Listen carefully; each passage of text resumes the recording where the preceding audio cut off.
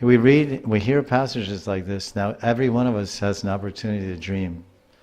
50% of our life we spend dreaming. Well, let's say 8 hours we sleep, so that's 1/3. But then when you're older, you sleep more. When you're younger, you sleep more. So 33% of our time we spend dreaming. So I often talked about this concept of programming your dreams. We program our computers to act according to our desire and perform certain tasks according to our design. But no greater computer than that which is on our shoulder, the computer of the brain, has so many transmitters and neurons and so many things going on there. And so what kind of program do we have in our brain? It's something, motherboard is broken. So we can program every night before we take rest. We can also try to make our program, called software, I think. We can make a program, okay, Krishna, I'm going to fall asleep, and if somehow you decide to take me out of my body while I'm sleeping, please give me memory of you, even at that time. Because many people, they die in their sleep. There's no guarantee of waking up the next day. When you close your eyes, you may be closing your eyes forever on this body. There's no guarantee that when you open your eyes, you'll be in this body. No one can say that. So therefore, it's a very precarious moment. It's considered sleeping as partial pralaya, and death is complete pralaya of this body, destruction. In books you'll see, in Puranas, that partial pralaya is when we sleep at night.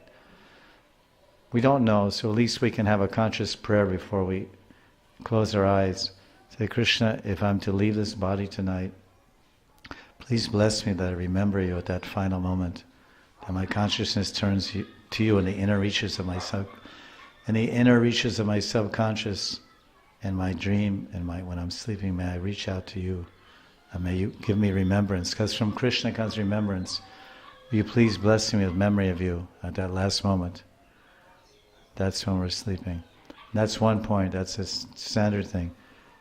Before taking rest, at the time of taking rest. And the other point is, Krishna, I want to make a program. I want to dream of my Gurudev.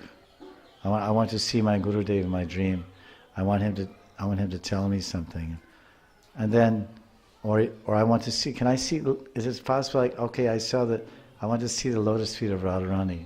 I want to see the bottom of Radharani's feet. I've read so many times the marks on Radharani's feet. I've seen so many times the chart of the marks on Radharani's feet, the 19 chinna, it's called Charan chinna. But and Krishna holds those feet in his lap, and he kneels down, and Krishna paints those feet. So I'm a manjari, someday I may be a manjari, and I'll see the bottom of Radharani's feet, clearly, and I'll see, oh, there's the marks. Everything's based on desire. We're conscious, and we have desires when we pray to God. We're conscious, we're awake, we have desire, we pray to God, help me fulfill these desires, make this arrangement, make this work, make that work, make this happen. And oftentimes Krishna does, for the benefit of his devotees. Amazing, wonderful things happen in the conscious world. So Krishna cannot do anything in the unconscious world.